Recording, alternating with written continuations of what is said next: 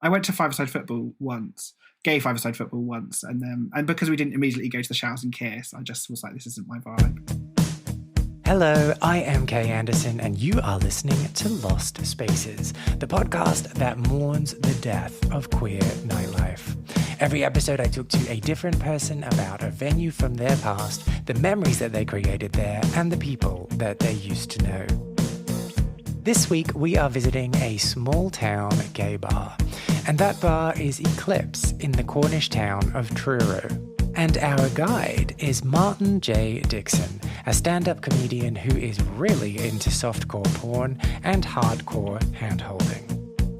He lived in Truro between the ages of 16 and 18, having moved there to live with his grandparents and finish high school. And it was here that he snuck in to Eclipse and had his first gay bar experience. During our conversation, we veer all over the shop, as is the typical way on this show, and discuss what we think is the appropriate Grindr etiquette, what we even mean when we talk about a queer community, and what kind of decisions an amorphous spiritual blob would make on our behalf. But before we get into that, we talk about Martin's very first night at the bar as an unsure 16-year-old. He has snuck in with some friends from college, The Lights Are Low, and Destination Calabria by Alex Gaudino and Crystal Waters is playing over the speakers. And it's at this moment that a stranger hops into Martin's lap unannounced. Let's find out what happened next.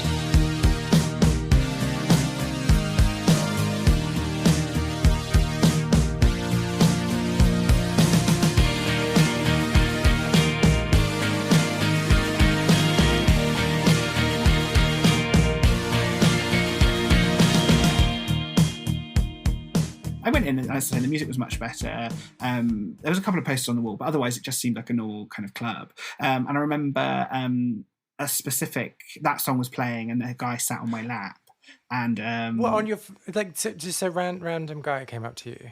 No, so he was sort of friends with the people that I knew. Okay. And he'd said hi to me already that night, as I was getting a drink. And then it did feel very early on in the night. Just that song was playing, he sat on my lap, and it was weird because he was a bit older than me, because obviously everybody was, because I was 16.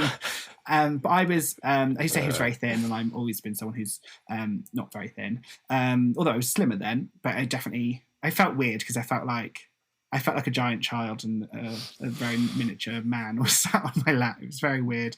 And he, when I wasn't attracted to him, and I don't think he was particularly attracted to me, but I think he was interested that I was a new face there. So, but even with those types of things, even if you're not attracted to the person, if it's the first time that's ever happened, there's a thrill to it, right? Yeah, sort of, definitely. I mean, I think I was probably deathly afraid and afraid of sort of I might have to reject him, and I didn't want to do that. I didn't want to be mean doing that, but I was also like, it did feel kind of, it felt like what the right thing to have been. I don't know. It's difficult. It probably was quite thrilling, but overall, it was, it just wasn't the right person to be doing. And also totally inappropriate to just go up to someone and sit on their knee. Yeah, it was a bit weird. But I suppose he sort of knew them, and it felt uninvited. I suppose it's one of those weird things I always say to my friend, like when you're kind of a teenager, there are these things that happen that feel very inescapable and very out of your control. But I mean, someone sitting on your lap isn't out of your control, and it shouldn't be. Mm-hmm. Obviously, and if I was like nowadays, I'd be like, "Oh, can you hop up?" I'd even make up a lie. "Oh, if you're hurting my knee or something." I'm not even saying that I'm massively braver now, but I wouldn't part with something I didn't actively want to happen. But when you're 16, you just kind of, these things just feel like they're happening to you, and you can't really. Yeah, so I suppose it's ultimately not great. And it's those types of shitty situations where if you say, "Look, it's not appropriate for you to sit on my knee, can you get off?" Suddenly you're the asshole. Yeah. So there's all this kind of weird politeness that you have to get into, like, "Oh, I'm terribly sorry. Would you not violate my personal space?" I suppose also, I mean, definitely it would have been an aspect to it as well, where I would have thought, if you're sat on my lap, someone's going to think that we're together and we're not. And that's going to squander my chances of getting laid. Yeah. I'd like to appear very open to everyone else who's here. It's weird because I think I've always been, well, I certainly remember being very insecure, and I don't think I'm that insecure now. But looking back, I mean, I was a hot piece, but I definitely didn't see any action at Eclipse. Yeah, I don't think I even kissed a man. Well, no, I know I didn't kiss a single man. Interview's over. This is like, what a waste of time. I'm not going to get any stories. What? I mean, you'd have to cut forward about 6 years. 6 years? Yeah, huh? I think so. Well, I mean, stuff, but not, nothing until I was probably, certainly nothing in Cornwall ever happened. And okay, so then let's dig into this and let's do the RuPaul kind of thing of like me making shit up about your psyche. So was it just a lack of confidence from you? Definitely a lack of confidence. I just didn't see myself as a sex person. Does that make sense? Yeah. No. Tell me more. Well, I wouldn't say it was unsexual. Like, obviously, I had my desires, but I just didn't think anyone else would ever see me in that context. The whole thing just filled me with fear, and I suppose probably what I would have benefited from would have been like a more typical teenage romantic relationship that I feel like a lot of gay people don't really get. So, when you're that age and you're kind of discovering stuff and you don't know that many people are out and things like that, so you end up with really inappropriate partners or people that you feel a bit not embarrassed by, that sounds really mean, but I mean people that you wouldn't wave like out in the street, or someone that you don't know very well and then it turns out they're married and you're like, well, that's really annoying. Or I dodged a bullet, at least I don't have to dump them now. That's true. I mean, yeah, it's not all so bad, but it's definitely not, it's not what I would have needed. Like, I think at that time, if I could go back, I mean, I remember there was a guy who I did fancy, and he was a more appropriate person, and but I still felt really like definitely really insecure. I remember saying to him like, "Oh, should we be friends with benefits?" Because I just didn't think that he'd want to be boyfriends. So that sounds a bit sad, but I mean, obviously, it's all worked out wonderfully, and I do have full belief in myself now. So that's it's all good.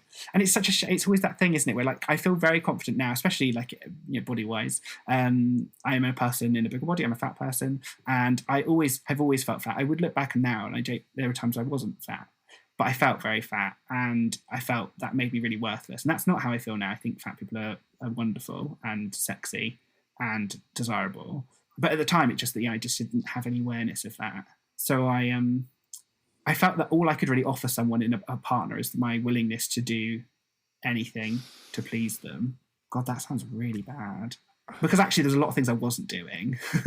So it was I had willingness, but also no follow through, really. So it was a bit of a fun little puzzle to figure out. Fun, sad little puzzle. So hang on. So you're saying that you felt all that you had to offer people was your willingness to do things, but then you didn't actually do things. Yeah, like I had a really strong desire to do things, but then I'd set up all these sort of like, in my mind, it was like, I'll never, I'm trying to think back, put myself back in that spot. I think to myself, I want to do something. I don't want to do some sex with someone, but what will that be? And I used to be like, okay, well, we'll kiss, that's fine. And then maybe I'll touch them genitally, but they won't touch me. And that was a hot, for a few times, that was the rule. And then one day that was no longer the rule. And then the next rule was, only hand jobs. And then the next rule was like only oral. And then the next thing was, only fingers in the bum. And years passed. And then it was, obviously the final barrier. Oh, wait. What's the final barrier? Well, I think in my mind, the final barrier was anal. Oh, okay. I thought you were like leveling up. Oh, no, because there were other things I did do that I would have been skipping. Leveling all the way I definitely up. feel like I skipped skipped ahead a little bit, and there were things I did that, why would I have bothered? But so then after that, looking back really is there. I had this idea that I wanted to wait until I was in love and in a committed relationship, but I just don't think... Then, that didn't happen until I was much older. So let's talk about this a bit more. So you said that earlier that you feel that you would have benefited from having a more typical teenage romance, which I've taken to mean like an innocent in-school hand-holding, very slow type thing. Is that what you meant? Yeah. Well, I suppose just more similar to what my friends had, which is, so, you're going out with each other for 6 months. and you kiss and then you hold hands and then maybe you give each other a hand job at someone's party upstairs, and I don't know, just and then it's really kind of slow and gradual, and everything feels like a really big deal because it feels like a big deal, however you're doing it, but it feels like a big deal to both of you, and just someone you feel that you can trust and that your parents could meet and things like that. All those things that I think a lot of heterosexual people get to do can have. Not always. I mean, but I just think generally speaking, lots of heterosexual people I know have had that, and lots of gay people haven't. But really interesting that you talk about in your own experiences, you had this idea in your mind of like, oh, I'm going to meet someone and fall in love and I'm going to wait until it's the right time. And then you get to a point where you're like, oh, well, fuck this for Game of Soldiers. I'm just going to go out there and slut it up. Because that's exactly what happened to me. It's relatable. It's relatable content, definitely. Like you say, it's kind of almost like it's out of your hands. Something happens, and then it's happened, and then you can't put Pandora back in the box. I don't know if that's how you kind of felt about it. So my experience as a teenager was seeing everyone around me getting to do things that I didn't get to do, and then over intellectualizing it, and then being like, well, it's okay because I'm going to wait. But then that wasn't actually my motivation. I just wanted to break the seal and get going. And then there's like this period of making up for lost time. Yeah, absolutely. And I've heard lots of other gay people talk about kind of how we're sort of almost 10 years behind some people. I got my first boyfriend when I was 26. A lot of my friends got their first boyfriend when they were 16. It's that exact 10 years. And then you say you're kind of making up for lost time. I mean, I made up for other stuff just before that anyway, starting up a little bit. But yeah, then it's like I was 26 and I was having like my first argument with my boyfriend and introducing my parents to my first boyfriend and things like that. And it was very like, and then it's weird because I mean, he was, he's gay as well. And you're just two young adults who behave like teenagers. You don't really know because you just don't know what you're doing, do you? It's very weird. And you're kind of in those early years of my relationship, I just would say to people, I'd say to my friends, like, is that normal? I just don't know. And I just said, I don't know if this is something that people break up over or not, or if it's nothing, or is this, I just felt like I didn't know anything that everybody else had experience in. Do you have any specific examples? I mean, just stupid stuff like in the first sort of 6 months of being together, I felt that he would see me a lot in the week and then not at the weekend. And I remember thinking to myself, it just feels like I'm filling a gap rather than him waiting to want to spend time with me and do something. It was more that, he had nothing going on and then, he's busy. I don't know. And I had a really uneasy sort of sense about it. And that feeling sort of never really went away. And so it was a thing and it was worth breaking up over.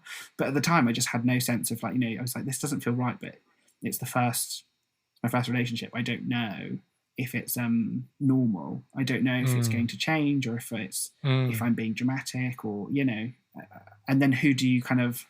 Well, I mean, I had loads of people. So gaslighting yourself. I suppose so. Yeah, and just kind of, I just felt like I just didn't trust myself at all because I just felt like there was the right answer, and then there was, it was just out of my mind. I had no idea. And I also didn't believe anyone I spoke to about it. So I'd tell my friends and they'd say, well, yeah, that's not very good. And then I'd think to myself, but you're just saying... What would you know? Yeah, well, I just felt like, you're saying don't break up with him because you don't think I'll ever find another boyfriend. I was convinced that was kind of how people felt about it, even though I don't think that many of them did, or any of them. I think they're my friends. They obviously think I'm amazing, and I think I'm amazing now too, which is great. But a real lack of self-belief and kind of lots of self-doubt and things like that. And I suppose that maybe lots of people feel like that in their first relationship, but ideally that wouldn't happen when you're 26, I think. Yeah. Oh no, you're never too old to be filled with insecurities. That's true.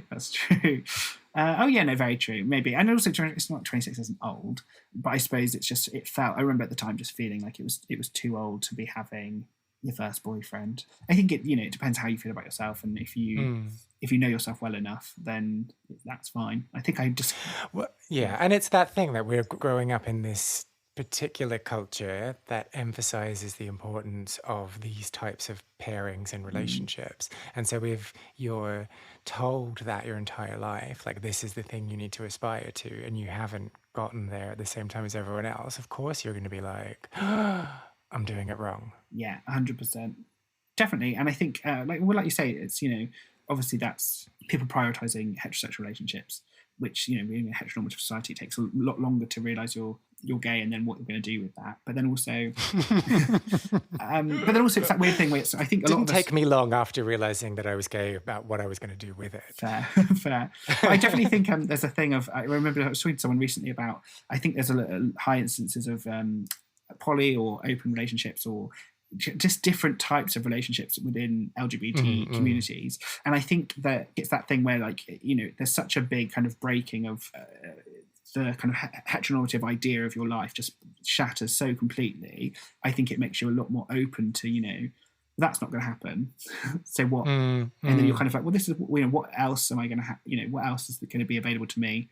You find yourself asking, you know, what do I actually want rather than what do people expect of me, I think. Yeah, absolutely. And maybe you get that a bit quicker because because you've broken it so early, I suppose. Yeah, because you've been through that experience and you realized that it wasn't the end of the world like you thought it was going to be. And so you kind of are like, oh, well, what can I do now to disappoint my parents? Exactly.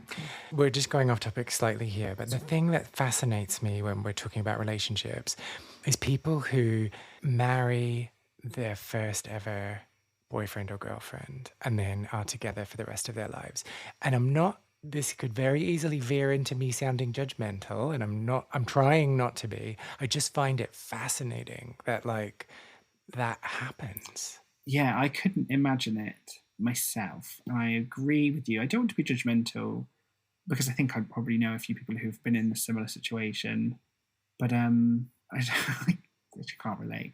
You know, if I had got my wish at 16 and I had a boyfriend, you know, the person I was at 16 is an entirely different person. Dreary, right? Dreary, boring. Yeah, very good. Well, no, I just think I think I've gotten so much better, and I suppose people do grow together. And I imagine probably when I look back and I'm 60, I won't feel that I'm the same person now. So it's probably not too dissimilar. And I'm sure, you know, people do meet when they're in their 30s and then marry, and then, you know, in their 60s they're still very happy together. Yeah, but you've done lots of figuring out on the way. Like, you've kind of seen what different relationships are like, what fits, what doesn't fit. It's like going into a shop and being like, I'll have that dress, and then just wearing that dress for the rest of your life. Yes, I suppose also because then you miss out on some of the, I mean, I do, obviously my stand-up is it's a lot of dating joke. I mean, obviously what stand-up isn't like that, especially when you're single. It's, you know, it's such a rich pool of stories, and some of them I wish hadn't happened, but ultimately you know, they do form who you know, they form who you are, but also that you look back and they are fun to look back on and to, you know, to cringe about or to laugh about or whatever. And I think, you know, I'd hate to not have those.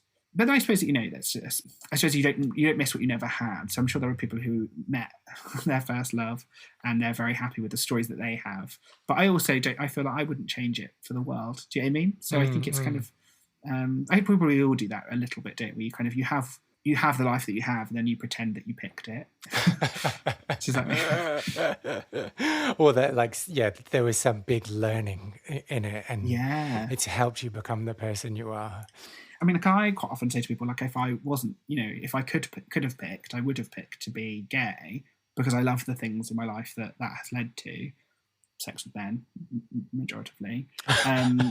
But if I was this kind of spiritual blob who was, I don't know, deciding what to be born into, would I have picked it? I don't know. No, you wouldn't. Like, why? No, of course you wouldn't. I don't know. Well, I didn't, because actually, looking at my life now, I feel one of the things, other than, you know, that I think being gay has led me to, is my relationship with the women, you know, with my friends who are women. And I don't think very many straight men would have so many relationships with friends that are women that are so wonderful. But I don't know if, you know, who knows, I could just be making that up. But I just feel like lots of straight men don't have that many female friends in quite the same way that I do. And I feel very grateful for them all. And, you know, so that and the sex with men. And the relationships I've had with men as well have also been, some of them good. That's a ringing endorsement for men. Some of them have been good. Some of them have been absolutely fine. But if you were just like this blob and you were like, okay, so I've got a choice between having like additional privilege in my life or some oppression, like, I don't think that's a difficult decision. Very true, but the blob might know something I don't know. So it could be But that I thought you were the blob. Well, yeah, that's true.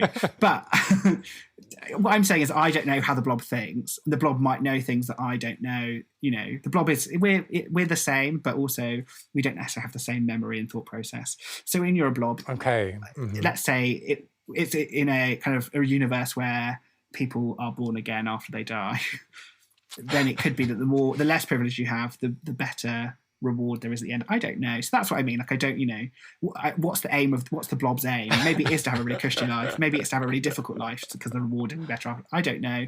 I think this is getting very existential. Okay. It's very. I'm not against it. I'm just not that clever. So let's go back to Eclipse. Do you remember anything from the first night other than this strange man sitting on your knee? Like, what was the feeling? I mean, just so much excitement, but then excitement, expectation. I did expect that I'd probably meet the love of my life because I wanted it so much. And just so excited. Then as the night wore on, I was like, this is looking he's a little down. I'm sure he's around here somewhere. But so because the people there were just like, meh, not, or just that. I suppose a lot of them were old, probably too old for me. Being that I was 16. So probably actually quite a good thing. But I don't know. It's weird because like I said, looking back, I think I was a hot piece. Maybe I was just giving off this energy of like nervousness and standoffishness. And my mum used to say, not necessarily to that situation, but she'd say quite a lot, confidence will get you, get you everywhere. People who are attractive, it's more their confidence than anything. I used to think to myself, shut up, that's not true. But how do you think they got the confidence, Mum? God. Exactly. But I look back now and I just think, I was incredible looking, and I can't see how I did so badly. Not a single, I don't think even a man spoke to me. I just spoke to my friend who was a girl who was really funny. And then danced a bit. And I discovered a love of dance. In dark rooms with, top 40 hit playing. And when you say dark room, you don't mean dark room. You just mean a room that is dark. I know, I should specify. Yeah, I don't believe there was a dark room there. I'd be devastated to find out there was, and that's where everyone was hanging it. And probably the love of my life. He's still in there on his knees. Yeah. I mean, hopefully not. It's been closed about 10 years, I think. Just a little skeleton somewhere in a sling. Yeah. Let's talk about that standoffishness. I know sorry, I'm just let's talk about all the bad bits of this. There's a lot to get into, bad bits wise. Okay. So then let's do a little bit of role play, right? So we're in the club and let's say you're standing by the bar and I come up to you. This is when you're 16. I'm also of an appropriate age, so this isn't skeezy. And I'm like, hey, how are you? I don't think that ever happened.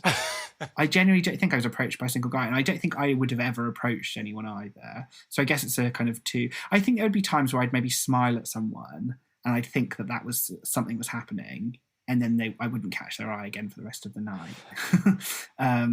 Despite I'd lunge forward to try and look at them, and they'd be like, "Oh." But what about on the dance floor? Like when you pulled shapes, were you just like, "Hey, grind up against me, Mister You"?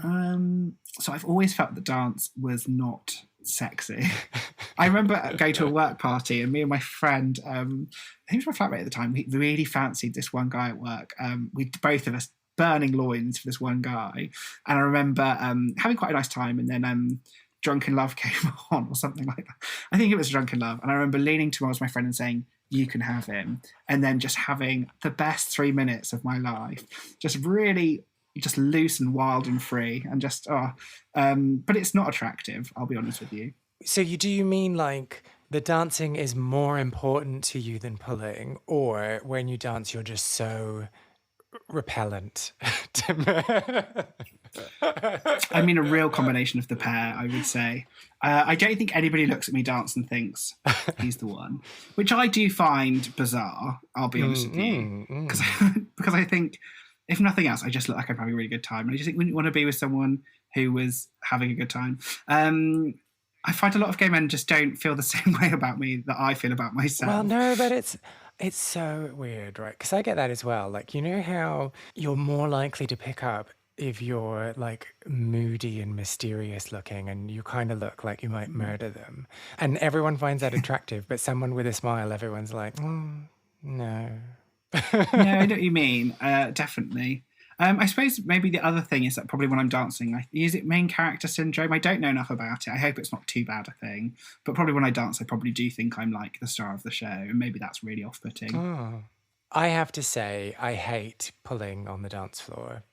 And I think I think for the same reasons that you have. Like, if the music is amazing and I'm really enjoying myself, I don't want to be distracted. Yeah, I just think I'm there to dance. You're there to have fun. Yeah. And that's not, you know. Like, how am I supposed to lip sync to this song with your tongue down my throat? Exactly. Get me on the break, in the intermission when I'm at the bar. That's a really good time to get me. Take a number, yeah. Yeah, definitely. I think it's a really weird, and it is a frustration that I've had, especially as someone who doesn't drink. And I just don't really like late nights that much. Like, I do enjoy going out to a club for a bit of a boogie, but by 1 a.m. latest, Really? I am done. Yeah, I've never been able to pull at a club ever. Once, I think I did kiss someone at a bar, and then I asked him to stop because I was embarrassed because my friends are there, and I just don't know how I look kissing. I was a lot younger then as well. But I said, "Oh, you can take my number," and he was like, "No, I'm all right." And I was like, "Oh, okay." So yeah, not ideal. But so just in defense of this guy, I find that a much preferable approach than someone saying, "Yeah, sure, I'll take your number," and then never ringing you. So just to give him his that's props. true. I agree. I totally agree. I think we have a real problem of just not being direct sometimes. I say we. I'm very direct. I don't. I'm perfect. I'm the obviously. exception to that rule. Everyone else. Yeah. I behave exactly how everyone else should behave. And if we could all just do what I do, that'd be fine. But yeah, I've never seen gay clubs. I mean, I've definitely, especially when I was younger, had such an expectation that that's where I would meet someone. But they aren't. I don't think they are. I don't feel they're very conducive to meeting someone. Oh, really? Really. So the thing that I thought we were going to talk about in today's conversation was small town pubs and how, like, you see the same people over and over, and so you develop this sense of community more. Did you not have that experience? No, not at all. I mean, for multiple reasons. I've never felt very. I don't know. It sounds really bad and quite homophobic because I said I've never felt that included in the gay community. Why does that doesn't, like, are they being homophobic or are you being homophobic? Well, no, I think it sounds like I'm homophobic. I think it's a bit like I don't know. I just think it's a bit weird. I think it is a bit weird if you're a gay person who can't have any. And I do have have a handful of gay friends who I do like, love even, and right. I think the world of them. Yeah, they're fine. But I don't think I've ever felt that sense of community in any kind of, not really anywhere that I've been. I mean, I've been to like Pride quite a lot, but then it does feel like a party. People are getting quite drunk. And that's just not my vibe. I think actually I went through a real phase when I was younger of trying to find my kind of niche within the gay community, and I went to a gay book club. What books did you read? To be fair, I did go late. I kind of messaged about a week before their first meet up, and they said, "We've got this book." And I ordered it, and I had like 2 days to read it, and it was something about some guy with a dodgy leg. Oh yeah, that book, yeah. Yeah. Well, I don't know, but then the guy wasn't even gay. It was ridiculous, and they were saying, "Well, the leg is an allegory for his homosexuality," and I was like, I don't want to read an allegory. I'd like to read some kissing. I need some butt sex, otherwise I'm out. Yeah. Exactly, and that's why I've included some in my book. There is quite a lot of butt sex. So you gave this reading group a real good chance then. No, you're right. That was quite bad. But I do think sometimes it didn't really work out. But then there was other things. I went to a gay hiking group, which was embarrassing because I went directly up to this group of men who seemed quite effeminate, and it was in the middle of the woods. And I said, "Hey, you guys, the gay hikers?" And they were like, "No." And that was it. That was yeah. I'm trying to. I mean, I went to a gay movie club. No. Did you then find the group that you were supposed to be with, or did you run home in shame? No.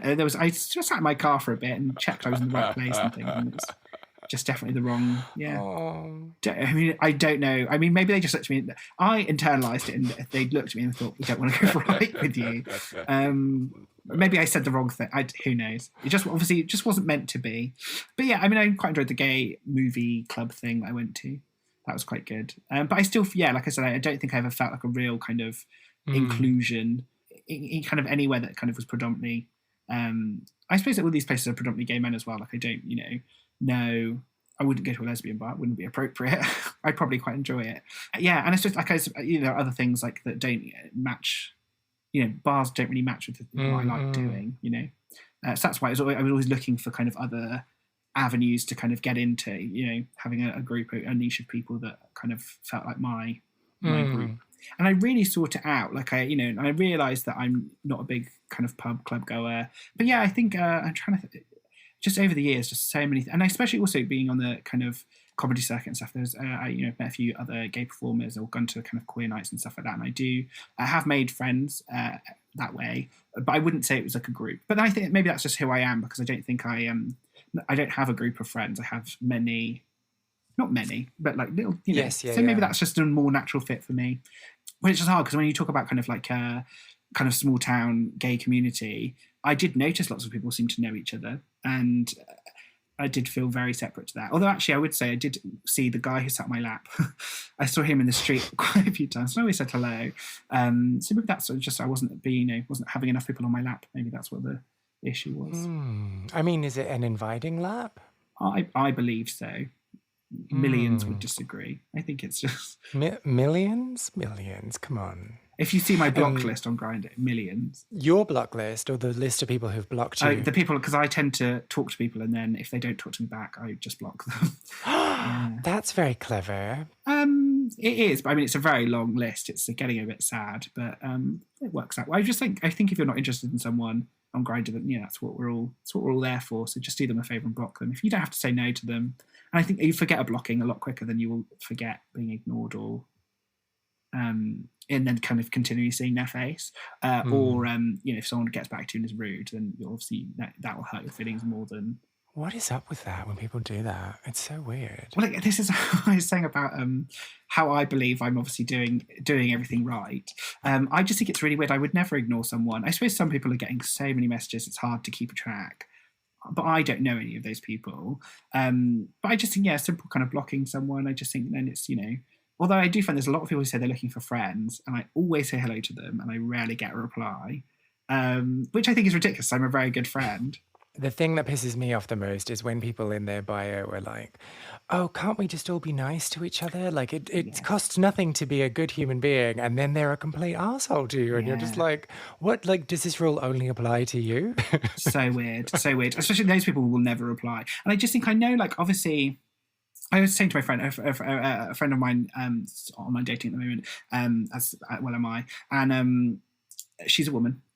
And I do think it's different. Like I think women and men, there's lots of misogyny going on, and if a woman just replies to a man and says no thank you, then he might reply back saying you're a fucking bitch, and then a woman does not owe a man an explanation. But when I think we're all gay, we're in this kind of community together, I just think a simple like no thanks. And when people say you're not my type, but thanks, I never feel offended. But maybe I'm just maybe that's just not something I'm insecure about. Maybe that would be some other people's biggest fear. So I suppose I can't say they're all bad people who. But I just think a simple no thank you, and then or just blocking someone is like the easiest thing. I know obviously it seems a bit dramatic, but I just think I prefer it when I've just been blocked. I can find that quite funny versus funny or just forgettable versus someone just ignoring you. It just feels very rude. It just feels so much ruder just to not acknowledge it. But I think like there's this I always step outside of the culture when I want to criticize it. So sorry, I'm about to do that. There's that British thing of like not wanting to be rude and then doing something that's even ruder, but because it's so ingrained in the culture, like people don't see it as being rude. Yes, I can see what you mean. It's very weird. And like you said, I think nobody sets out wanting to be rude. And I think there's also a difference of, some people might just see something as rude and some people don't, And I think... outside of Grindr, let's say someone comes to my house and they don't take their shoes off, but they're my really good friend, and I'll just say, "I'll put your shoes off," because I prefer people taking their shoes off at home. And I don't, that's to me. I think where is this leading? If I didn't know them, if that was someone I didn't like, I'd think it was the rudest thing in the whole world. But if they were my friend or I liked them, you're prepared to forgive everything. So I definitely think it's kind of. It's hard to say one rule for everyone because everybody likes different things, and also you respond differently depending on how you like someone. So like that guy who sat on my lap, very inappropriate. But if I had fancied him loads, I'd have thought it was the best thing in the entire world. Yeah. So it's kind of it's like I said, it's really hard to kind of do broad strokes and say this is the rule for everyone. But I definitely think some sort of acknowledgement, I always think I prefer personally. So if anyone listening does come across me on Grindr, I'd prefer to be blocked than left unread. Where do you live? I'll look you up on Grindr and then I'll block you right now. Please do. I'll be very hurt if I ever am in your area and I don't spot you. I should be very upset. But let's talk more about community, right? Because I think a lot of this hinges on what you think community means. Very true. Very true. Because I wonder sometimes if I'm asking too much of what I think it should mean. Like I used to do a joke, which I thought was very funny because I thought probably it was very true. If the gay community was for what it should be or how I feel it should be, I should be able to go onto Grindr and say to the nearest person to me, "Hi, can I come and use your loo?" And I think that's quite reasonable. And that is not how everyone feels about it. So you're right. Like, I think my idea of what a community is, probably I am very big part of, well, not big part, that's a bit dramatic, but like I probably am part of the community. I just don't, it just isn't quite as warm and fuzzy as I'd like it to be, maybe. So what did you want to do in the loo? Just so we're like... just to use it. Just to use the loo on my own, door closed. I didn't actually anyone ever message him. How long would you need? Like what? I mean, it's just a quick maximum I'd ever spend in someone else's loo would be like 4 minutes, I would say. Oh. And that would be in an emergency situation. Oh, that's good. Yeah, I don't think that's unreasonable. It's not reasonable. But maybe it's not a good indicator of community. Yeah, it's not a good barometer of that feeling. I see what you're saying. Because I do remember not that long ago, I say not that, it was probably about 5 years ago, my shower broke. And I remember messaging the nearest 5 people, just like, can I just come and use your shower? I'm desperate. No response. And like some of them I'd been to like their house for like other fun stuff. So that's rude, I think. Oh, yeah, that's rude. But like, so was that your opening line? Or did you say hello first? It was like, a real plea for help. I was like, hey, I'm your neighbour and I'm in need. Which I think, and I'd respond to that. I think that's brilliant. But again, I just feel like I see things differently to maybe how the rest of people. So that sounds like I think I'm really unique. I just mean that like I think I'm great and other people feel differently. No, I mean if I'd slept with you and it wasn't like the worst experience in the world, yeah, then I would be like, yeah, come over and have a shower. If you were a neighbour, like if you were just some rando who messaged me, I don't know if I would. I see what you mean. So then your barometer to community and mine are maybe slightly different, but more, I think more in tune. There are more similarities than there are differences there, which I like. Well, I think the thing that you've talked about that's really resonated with me is this thing of not having groups of friends, but having individual friends. Mm. And I think when that's the case, it can be hard to feel part of a bigger thing because you're just part of lots of small things. Oh, 100%. Yeah, 100%. I remember like in a really weird way, like I remember times when I was growing up and I'd just be sort of desperate to go on like lads' holidays and stuff. And I'd just like things I would sooner die than go to. I used to think of that. It's just you kind of want what you don't have, don't you? And I go on these lovely holidays with a friend and I think they were amazing. And I think to myself, I just wish that there was like 10 of us. Four more. Yeah, 4 more of us, and we all matching T-shirts with swear words on them. That would be, that's all it was missing. But then also, it'd be awkward to go on one of those holidays, and they'd be like, "Let's go out," and I'd be like, "Let's stay and have a cup of tea." Exactly. Yeah, exactly. That's the thing. Like, just glossing over all the details of like all the interpersonal beef that people have, all the drama, all of the negotiation that you have to do that you just don't have to do when it's one person. Yeah, and I'm so bad at going along with things that I don't love. Oh, yeah. Some people are so easygoing, and I'm like, no, that's not really. I don't want to do that, and I'm very bad at that, and I try to be better at it. Oh, see, I'm like worse than that because I'm super easygoing until I'm not. And then you've got a cut-off point. Yeah, a hard cut-off but I've like lulled everyone into this false sense of security by being so easygoing, and then all of a sudden I'm like, no, don't look at me anymore. That's it, and storm off. It's usually over something quite small as well. So it's like you've been going along with it. You're hosting dinner, 16 people, and then everyone's like, and then do you mind just turning the heat up? And you're like, no. I never want to see you again. Yeah. Yeah. Reasonable. So Eclipse. I suppose it just feels very long ago and just ultimately like always quite disappointing because I always went hoping to find someone and never did. Yeah, it was always quite typical. I think my experience there was just always kind of the same. It was just I suppose quite a weird time in my life. I felt like it gave me so much kind of confidence and so like just being in Cornwall, being in college and having friends and things suddenly and also, you know, even going to those places and suddenly I had an experience. So when I went to gay clubs in London, I kind of knew, you know, I was intimidated, but it wasn't my first time going, you know, and that felt quite nice. It was like a really nice kind of introduction in a way. Yeah, so it's a really weird kind of time in my life where it gave me so much, but then also left me wanting more, which actually is probably quite good when you're in your kind of late teens because there's so much more to take it from life. So yeah, quite a good spot to be in. So then, with all of that in mind, if you could go back in time and have a conversation with yourself at 16 when you had just been sat on by some weird man, what would you say? To that experience, I'd say like, it's okay that felt weird and you don't have to do that again. And I'd say to not have so much expectation of what you would like to happen. And, you know, you're not going to be a bad person if you have sex with someone and never speak to them again. Like, that's okay. That happens quite a lot. And that will happen to you a lot and you'll be really okay with it. And, you know, kind of just go with that. Go with such an annoying piece of advice. But I wouldn't have responded very well to it. But just to kind of reassure you, it's not going to work. It's not going to turn out how you want it to.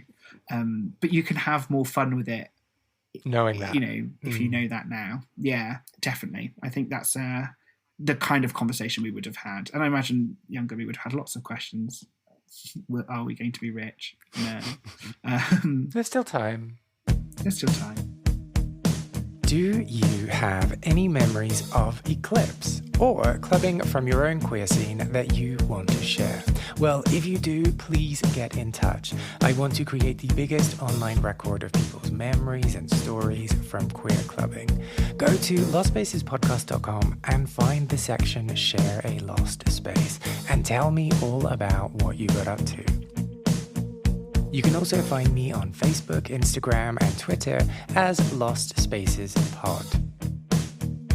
You can also find out more about Martin by following him on Twitter at Martin J. Dixon. Lost Spaces is not only a podcast, but a concept record as well. I have been writing songs about queer venues and the people who used to live their lives there, and will be releasing songs over the coming year. You can hear the first single, Well Groomed Boys, which is playing underneath my talking right now on all good streaming platforms. If you enjoyed this episode, I would really appreciate if you subscribed, left a review on your podcast platform, or just told people who you think might be interested in giving it a little listen too. I am Kay Anderson, and you have been listening to Lost Spaces.